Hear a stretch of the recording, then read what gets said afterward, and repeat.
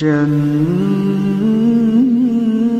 عدن التي وعد الرحمن عباده بالغيب إنه كان وعده مأتيا لا يسمعون فيها لغوا إلا سلاما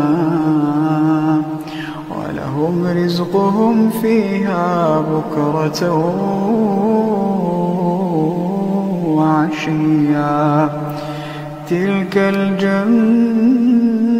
التي نورث من عبادنا من كان تقيا وما نتنزل إلا بأمر ربك له ما بين أيدينا وما خلفنا وما بين ذلك وما كان ربك نسيا.